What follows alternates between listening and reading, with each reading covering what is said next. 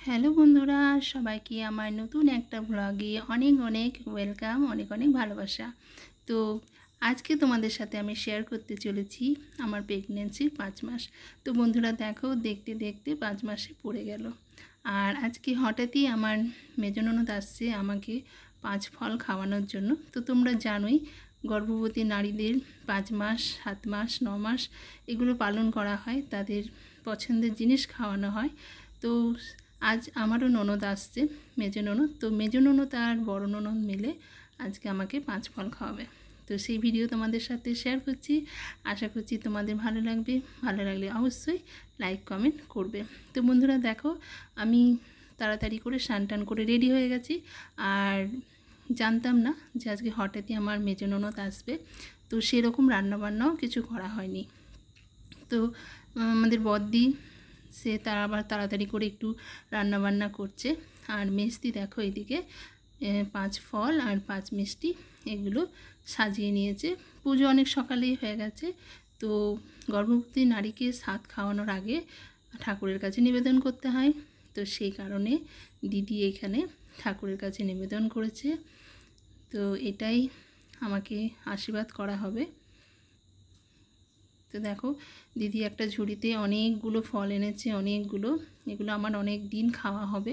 আর এই সময় তো তোমরা জানোই বেশি করে ফল খেতে হয়, তো খুবই ভালো। আর সত্যি কথা বলতে খুব ভালো লাগছে, দেখতে দেখতে 5 মাসে পড়ে গেল। তো দেখো, আমাকে এখানে বসানোর জন্য আমার এটা মেজ ননদ। তো দিদি এখানে সব কিছু রেডি করছে, আমাকে এখানে বসানো হবে। আর এখানে বসিয়েই আমাকে আশীর্বাদটা করা হবে।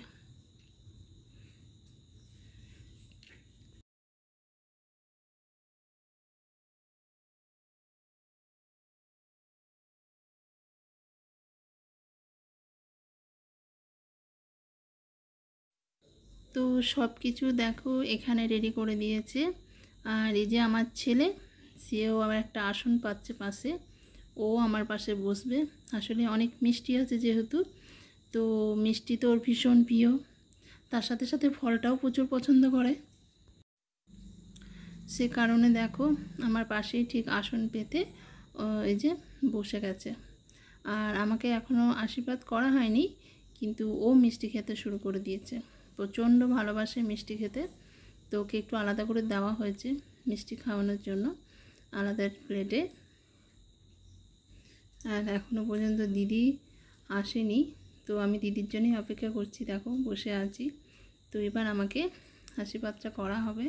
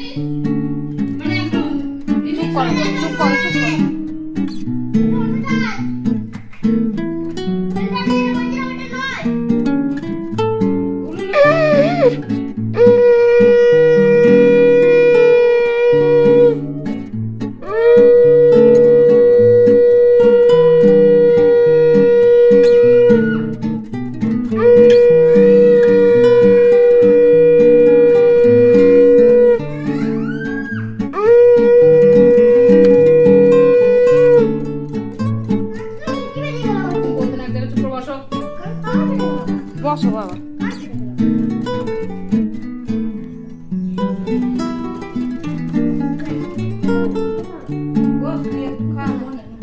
বসো বসো, তোমাকে মিষ্টি খাওয়াবে।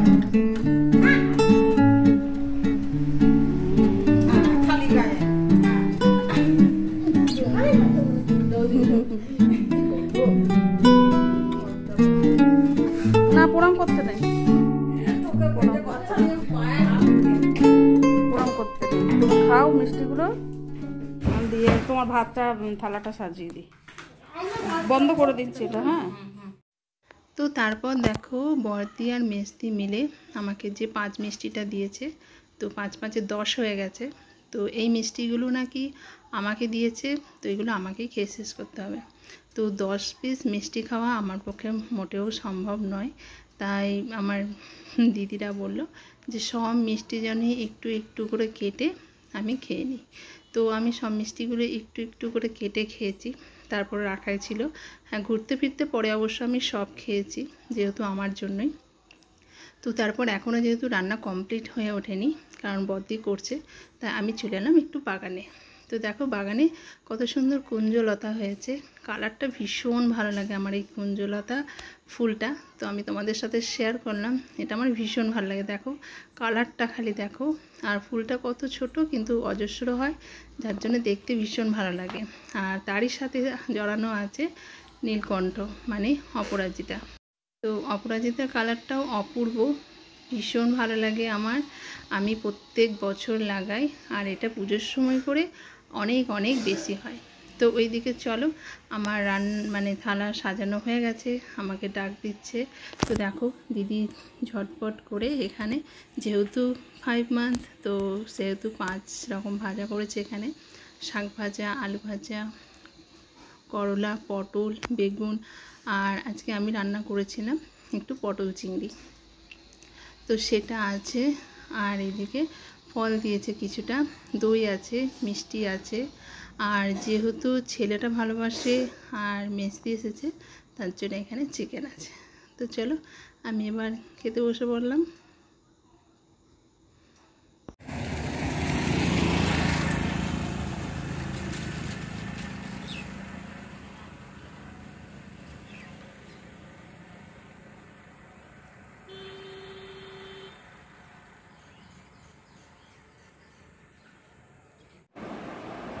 তো বন্ধুরা দেখলে মেজদি চলে গেল বাড়ি, এখন বাজে বিকাল 5টা।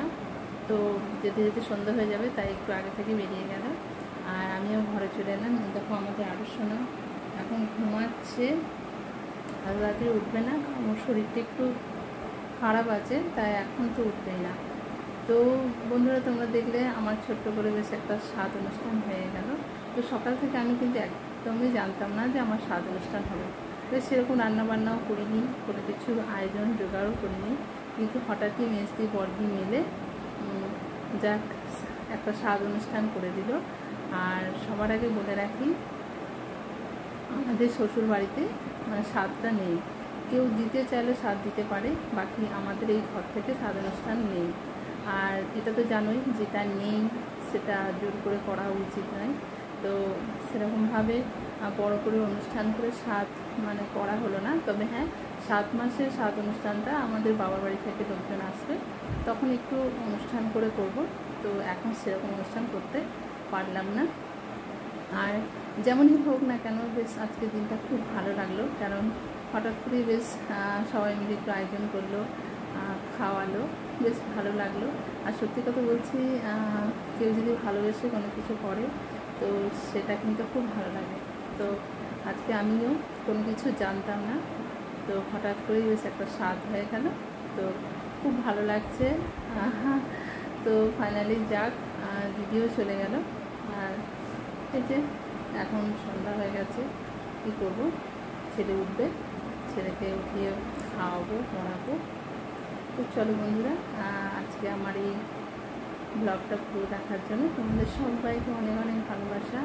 দেখা হবে তোমাদের সাথে আবারও নতুন একটা কোনো ব্লগে। সবাই খুব খুব ভালো থাকবে, সুস্থ থাকবে।